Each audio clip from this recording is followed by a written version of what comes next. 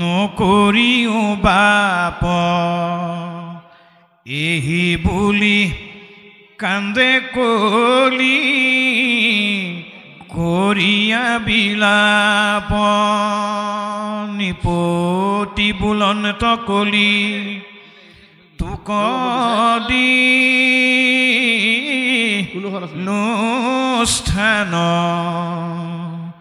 জড়িত খেলে যোৱা পাখা কৰে মই দপান স্ত্ৰী পঞ্চ শুনা গৃহ স্থৰ থাকে জড়িত এই চাৰি ঠাই দিলো বংশগ ইয়াতৈত অজল কুম্ভ চুলীয়া বাৰ হনি ঢেকি পতা গৃহস্থৰ ঘৰেহি পাঞ্চ শুনা গোটা ৰাম বলি বিশ্বদেৱ পঞ্চ যজ্ঞ যাৰ নাই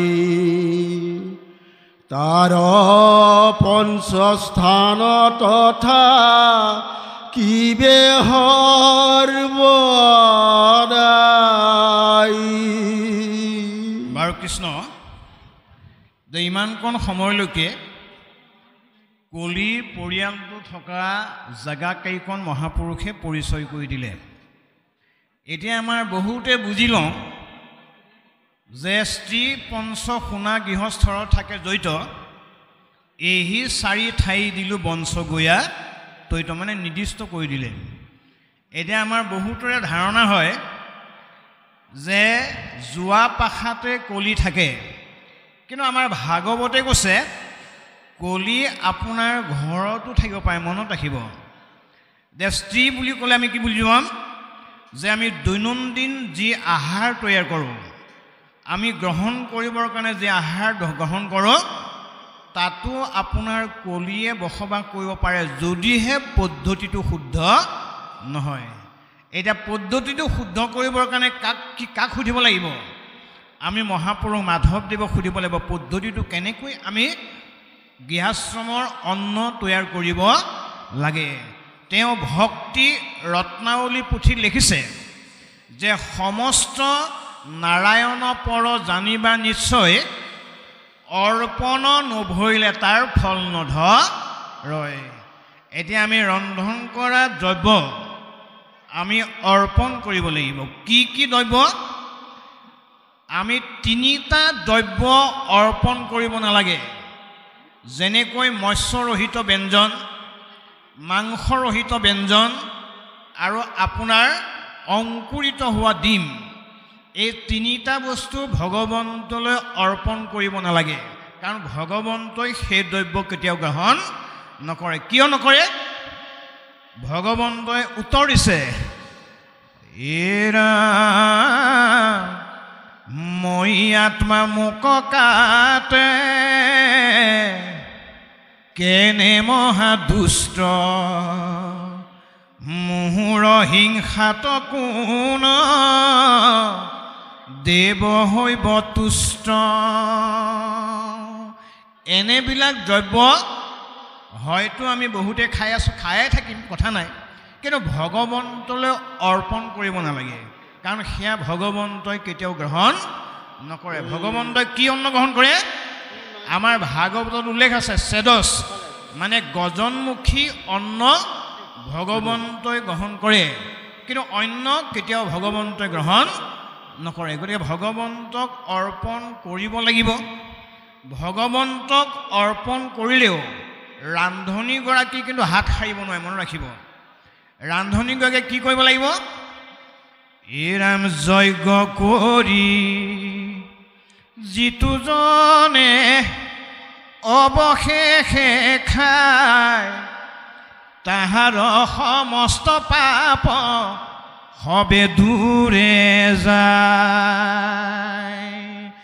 ৰন্ধন কৰা আইগৰাকীয়ে সকলোকে দি সৰ্বশেষতহে গ্ৰহণ কৰিব লাগে। এতিয়া আমাৰ সমাজে কি কৈছে, একেলগে খায় আৰু চবেই যি আছে চব আনক খাই দিওঁ আৰু ডাইনিংখনত উলিয়াই দিব। ভাৰ্যাৰ জোঠাইও খাব স্বামীয়ে, স্বামীৰ জোঠাও দিব ভাৰ্যাক, শহুৱেকৰ জোঠা খাব বোৱাৰীয়েকে, বোৱাৰীয়েকৰ জোঠা খাব শহুৱেকে। এইবিলাক আমাৰ হৈ থকা ঘটনা ভাৱ।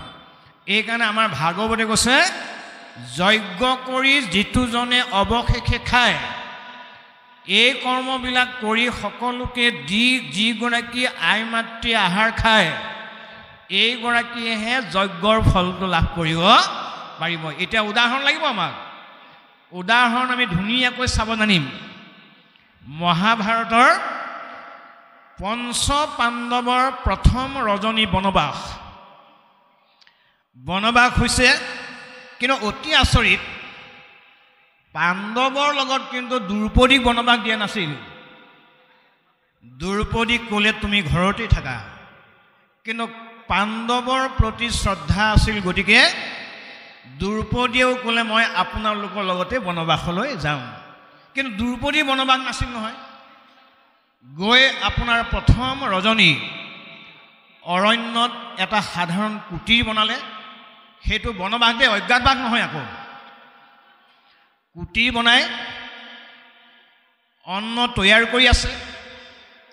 তৈয়াৰ কৰি থাকোঁতে ভীম, দুৰ্যোধন, যুধিষ্ঠিৰ, নকুল সহদেৱক দ্ৰৌপদীয়ে ক'লে, বোপা স্বামীসকল, আহাৰ হ'ল, তোমালোকে স্নান কৰি আহাগে যোৱা। আজিৰ দৰে স্নান কৰাৰ নিয়ম নাছিল। তেওঁলোকে জান জুৰিত গৈ পেলাই স্নান কৰিব লগা হৈছিল।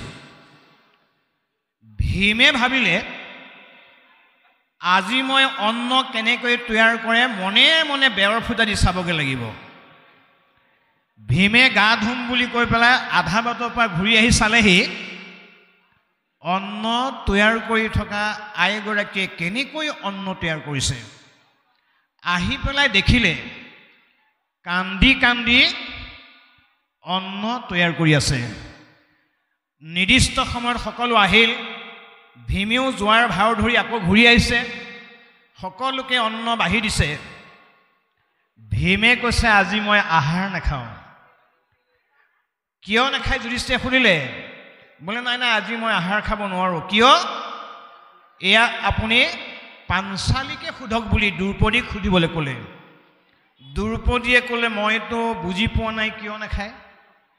তেতিয়া ভীমে কৈছিল, তুমি কান্দি কান্দি ভাত বনাই থকাৰ কাৰণে 12 বছৰ বনবাসৰ ঠাইত হয়তো 24 বছৰ হৈ যাব পাৰে। গতিকে এই আহাৰ মই বৰ্জন কৰিলোঁ। সেইটোৱে হ'ল কালক্ৰমাত ভীম একাদশী বুলি ঘোষণা কৰি দিলে। আচলতে ভীমে আহাৰ তৈয়াৰ কৰা আহাৰটো উপযুক্ত বুলি নাভাবি তেওঁ আহাৰ বৰ্জন কৰিছিল। বৰ্জন কৰাৰ কাৰণে ভীমে আহাৰ বৰ্জন কৰি পেলাই তেওঁ কি কৰিলে, 12 বছৰ বনবাসটো 12 বছৰতেই সীমাবদ্ধ ৰাখিলে। যদি সেই আহাৰ খালেহেঁতেন আৰু 12 বছৰ অজ্ঞাত বা জ্ঞাতবাস কৰিব লগা হ'লহেঁতেন। ইয়াৰ পৰা আমাক কি বাৰ্তা দিছে যে আমাৰ আহাৰ তৈয়াৰ কৰা মাতৃগৰাকীয়ে ৰন্ধন কৰোঁতে গালি গালাজ এই শব্দবিলাক যদি প্ৰয়োগ কৰে, শব্দ ব্ৰহ্ম গৈ পেলাই অন্নত সংযোগ হৈ যাব।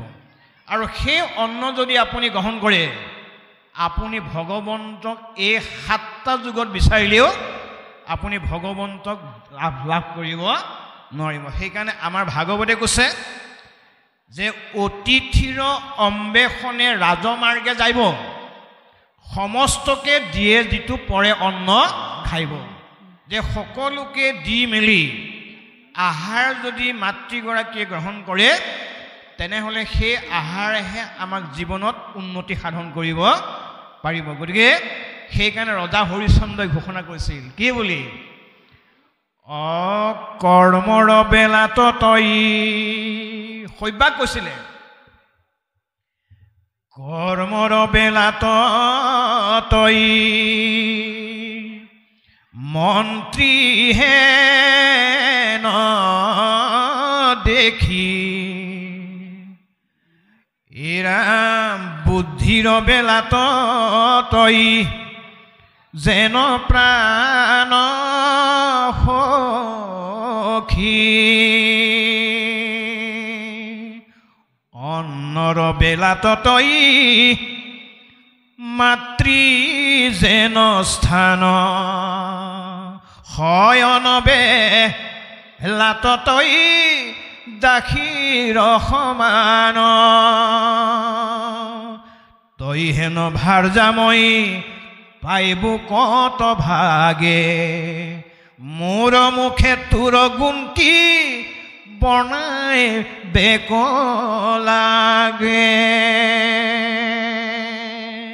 গতিকে বাপ বান্ধৱ আই মাতৃসকল সতী সন্ততি জন্ম দিয়া গৰাকীয়ে মাতৃ নকয় এই মহৎ গুণবিলাক যিগৰাকী বাপৰ গাত আছে যিগৰাকী আই মাতৃ গাত আছে তেওঁলোককো মাতৃ বুলি কোৱা হয় সতী সন্তান জন্ম দি সংসাৰ কৰিলে মাতৃ উপাধি পালে নহ'ব এই মহৎ গুণবিলাক থাকিব লাগিব এতিয়া আমি কোৱা ভাগৱতৰ কথাকেইটা আপোনালোকৰ ঘৰলৈ নি এবাৰ প্ৰমাণ কৰক আপোনালোকৰ ভাৰ্যাগৰাকীৰ গাত আপোনাৰ কইনাগৰাকীৰ গাত আপোনাৰ ছোৱালীজনীৰ গাত এই গুণবিলাক আছেনে নাই যদি আছে আপুনি তৰি আছে যদি নাই এই পঞ্চ পাপৰ পৰা আমি নিষ্কৃতি পোৱাটো ইমান সহজ কথা নহয় সেইকাৰণে আমি অকল ভাগৱত শুনিলেই নহ'ব আমি গৃহাশ্ৰমৰ লৈ নি এই কথাখিনি যদি কৰা নাই আমি ক'বলৈ শিকাব লাগে মই এটা সৰু কাহিনী ক'ম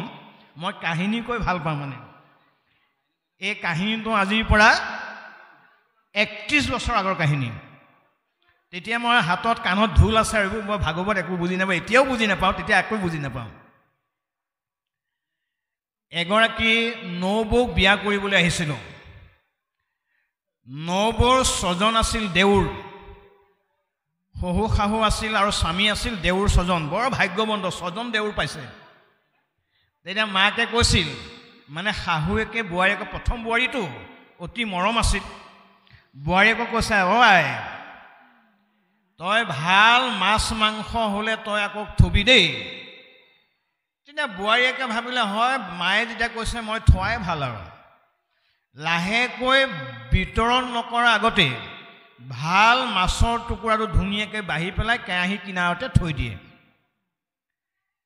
এদিন শাহুৱেকে গৈ পেলাই চালেগৈ যে বোৱাৰী ভাত বোলে ভাত বনালোঁ তোমালৈ থৈছানে বোলে মই সেয়া থৈ লৈছোঁ মানে বিতৰণ নকৰাৰ আগতে আপোনাৰ থৈ লৈছে মানে শাহুৱেকে ক'লে এফালে আৰু বোৱাৰীয়েকে বুজিলে এফালে ধুনীয়াকৈ থৈ দিছোঁ বুলি কৈছে তাৰ পৰা কৈছে নহয় আইটোক মই এইটো থ'বলৈ কোৱা নাই এইটো নাপায় নহয় এই সকলোকে দি তোলে থ'বলৈ কৈছে মানে তয়ো অকণমান ৰাখিবি এইটোহে কৈছিলোঁ তই বুজাত ভুল হ'ল নহয় বোৱাৰী বুলি কোৱাৰ লগে লগে বোৱাৰীয়েকে চেণ্ডেলযোৰে আনি পেলাই শাহুৱেকক গালতে এক ছাট মাৰি দিলে একদম বাস্তৱ কথা গুৰু এখন আছে বাস্তৱ কাহিনীটো শাহুৱেকে উপায় নাই বোৱাৰীয়েকৰ পক্ষপাত নকৰিলেও উপায় নাই নকৰিলে ভাতেই নিদিব খাবলৈ গতিকে ভাবি চিন্তি পাছদিনাখন থাকি তাৰ পাছদিনাখন মিটিং এখন আৰম্ভ হ'ল মানে শাহুৱেকে যাকে তাকে ক'লেগৈ মোক বোৱাৰীয়ে চেণ্ডেলে মাৰিছে মানে দেউৰেককেইজনে সভাসদ গোটালে গোটাই পেলাই যেনিবা বিচাৰ হ'ব দেই মনত ৰাখিব কথাবিলাক তাৰপৰা বিচাৰ হ'ব বুলি গম পায় শাহুৱেকক ৰাতি গৈ পেলাই তেওঁ মেনেজ কৰি পেলালেগৈ যে মা অহাকালিলৈ আমাৰ দেউৰসকলে মিটিং দিছে বোলে মিটিং কি মিটিং এই আপোনাক যে মই মাৰিলোঁ আপুনি যাকে তাকে কৈ আছে সেইটোকে চাগে মিটিং পাতিছে বোলে হ'ব আই এতিয়া মই কি কৰিব লাগে বোলে আপোনাক যি লাগে তাকে দিম কিন্তু কাইলৈ আপুনি সঁচা কথা নক'ব গতিকে তেওঁ পইচা আছিলে ৰাতি মিলাই দিলে ৰাতিপুৱা মিটিং হ'ল মিটিঙত ভকতে সুধিলে আপোনাক আক্ৰমণ কৰাটো সঁচানে বোলে এইবিলাক চব মিছা চাব দেই চব মিছা বুলি ক'লে গতিকে এইবিলাক কোনোবাই মনে সজা কথাবোৰ পাই মোক বোৱাৰীয়ে কেতিয়াও মৰা নাই ভগৱন্তৰ ইচ্ছা তেওঁ 10 বছৰ শয়ন সজ্জাত পৰিব লগা হ'ল ফাঁকি কথা কোৱাৰ কাৰণে। চাওকচোন, ভকতৰ আগত ফাঁকি কথা কৈছে। মই এইটো কথা বুলিয়ে কোৱা নাই, এটা অনুমান কৰকচোন আপুনি, যে এগৰাকী আই মাতৃয়ে শাহুৱেকে বোৱাৰীয়েকক বাচিবলৈ যাওঁতে ভকতৰ আগত মিছা কথা কৈছে। ভগৱন্তই ঘোষণা কৰিছে, তুমি মোকেই ফাঁকি কথা ক'বা, কিন্তু মোৰ ভকতৰ আগত ফাঁকি কথা নক'বা। কিয় নক'বা? ভগৱন্তই কৈছে, এৰা ভকতেহে মোৰ হৃদি জানিবা নিশ্চয়, ভকতজনৰ জানা মই হে হৃদয়। এই ভকত সমান সখী মোৰ কোন আছে, ময়ো মহাভকতৰ ফুৰু পাছে পাছে। এইকাৰণে আপোনালোকে জানি ভাল পাব, সৃষ্টিৰ কথা যেতিয়া ভগৱন্তক অৰ্জুনে সুধিছিল আপুনি কিমান জীৱ সৃষ্টি কৰিছে, তেতিয়া ভগৱন্তই 4টা শব্দ ক'লে, মই কি কি জীৱ সৃষ্টি কৰিছোঁ? উৰণ, বুৰণ, গজন, ভ্ৰমণ। 4 মুঠি জীৱ। তাকে মহাপুৰুষ মাধৱদেৱে পাই পেলাই 4 মুঠি মান কি বুলি ক'লে? অনন্ত কোটি ব্ৰহ্মাণ্ড। চাওকচোন, 4 মুঠি পানী কি ক'লে? অনন্ত বুলি কৈলে। একদম কোটি কোটি জীৱ বুলিয়ে সৃষ্টি হৈছে। এতিয়া ভগৱন্তৰ ওচৰত অৰ্জুনৰ দাবী, এই 4 মুঠি জীৱৰ ভিতৰত আপুনি কাক বেছি ভাল পায় সেইটো কওকচোন। তেতিয়া ভগৱন্তই হাঁহিছে, বোলে অৰ্জুন, মই 4 মুঠি জীৱৰ ভিতৰত 3 মুঠি জীৱক বিশ্বাস কৰোঁ, এমুঠি জীৱক কিন্তু মই বিশ্বাস নকৰোঁ। এতিয়া অৰ্জুনৰ প্ৰশ্ন, সেই মুঠি বা কোন? তেতিয়া ভগৱন্তই কৈছে, সেইটোৱে হ'ল মানুহ। মই 4 মুঠি জীৱৰ ভিতৰত বিশ্বাস নকৰা মানুহ জীৱটোৱে হ'ল মানুহ। সেইকাৰণে ভগৱন্তই কি কৰিলে? আমাৰ লগত 14জন পাৰিষদ দি পঠাই দিছে, আৰু 2জন কেৰেণী আৰু মহৰী দিছে। এজনৰ নাম চিত্ৰ, এজনৰ নাম গুপ্ত। অন্য 3 মুঠি জীৱৰ লগত কিন্তু 14জন সাক্ষী দিয়া নাই। আপুনি চাব, আজি নামঘৰতো মিছা কথা কয় মানুহে, ভকতৰ ওচৰতো মিঠা কথা কয়, মছজিদতো গৈ মিছা কথা কয়। নামঘৰ মছজিদ তলা ভাঙি পেলাই পইচা লৈ যোৱা নজিৰো আমাৰ সমাজত আছে। ভয় নকৰে বাপ, কিন্তু ভগৱন্তই কৈছে সেইখন সময়ত বচাই দিম, কাৰণ মোৰ নাম লৈহে লৈ গৈছে, কিন্তু শাস্তিৰ পৰা কিন্তু ৰেহাই নাপাব।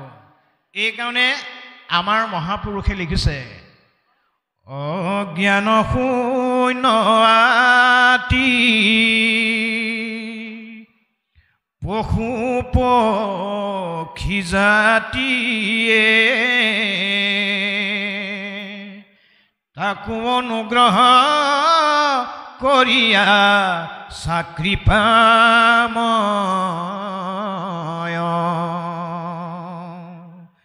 আকে জানি হৰি শৰণ পখিলোৱে, আমাক তোমাৰ তেজিতে উচিত নয়।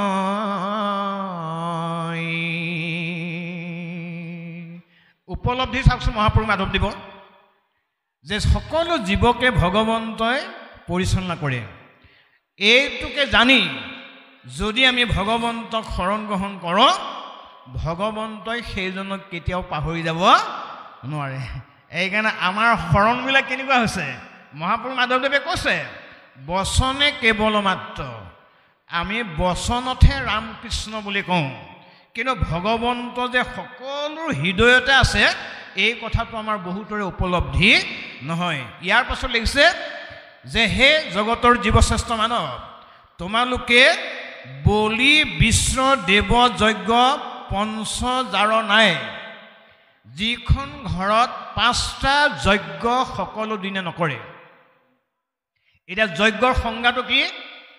মুকচিত দিয়ে যিটো কৰ কৰ্ম ধৰ্ম, তাৰ নাম যজ্ঞ সখী কৈলৈতো মৰ্ম। যে চিত্তটো ভগৱন্তক লগাই দি আমি যি কৰ্মই নকৰোঁ কিয়, ই এটা যজ্ঞলৈ উন্নীত হৈ যায়।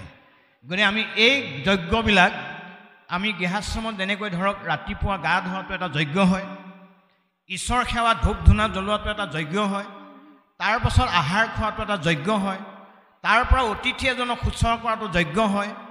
এনেকৈ আমাৰ নভবাকৈ যজ্ঞবিলাক হৈ থাকে। সেইকাৰণে আপোনালোকে আমি কি কৰিব লাগে, যদি মহাশত্ৰু আহি হয় অতিথি দেৱ বুলি তাহাক কৰিবা ভকতি, এৰামে পূৰ্বা পৰ দুখ গুণ নকৰি বিচাৰ, সেহি সে শাস্ত্ৰৰ নয় ধৰ্ম ব্যৱহাৰ।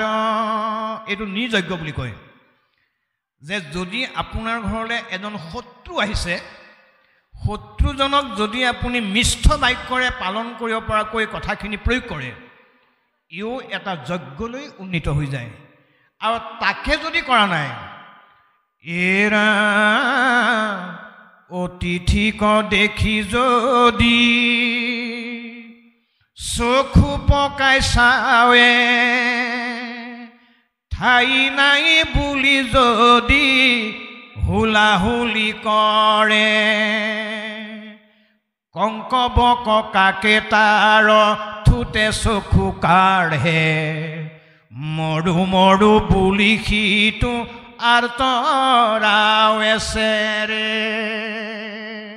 এইকাৰণে এইটো হ'ল গৃহাশ্ৰমৰ মুখ্য যজ্ঞ দেই, মনত ৰাখিব যে অতিথিক সন্মান কৰা, অতিথিক দয়া কৰা, অতিথিক বাক্যৰে সন্মান জনোৱা আমাৰ প্ৰত্যেকৰ দায়িত্ব। এতিয়া আমাৰ বহুত মানুহ আছে আমাৰ গৃহাশ্ৰমত, ল'ৰা বা ছোৱালীজনী বা নাতিটোক পঠাই দিয়ে চাউল দিবলৈ, কিন্তু নকৰিব আপোনালোকে।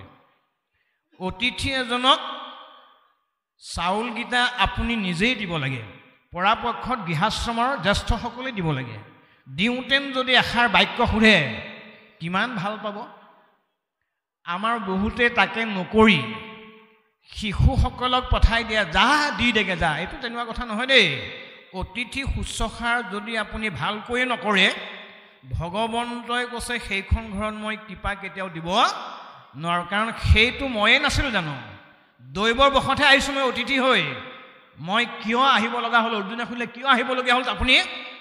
ভগৱন্তই উত্তৰ দিছে, কি বুলি কৈছে, মই আগৰ জন্মত কি আছিলোঁ জানিছা, ধন ধান ঐশ্বৰ্য বিভূতি গৰাকীয়ে আছিলোঁ, কিন্তু যিটো ধন সাঞ্চি বিষ্ণু বৈষ্ণৱক নেদে, যিজনৰ ধন ধান ঐশ্বৰ্য থাকিও বিষ্ণু ভকতক সেৱা পূজা নকৰে, যিটো ধন সাঞ্চি বিষ্ণু বৈষ্ণৱক নেদে, গৃহাগত ভৰিলে যদি নাই বুলি খেদে, পাছত কি হ'ব বাৰু আমাৰ?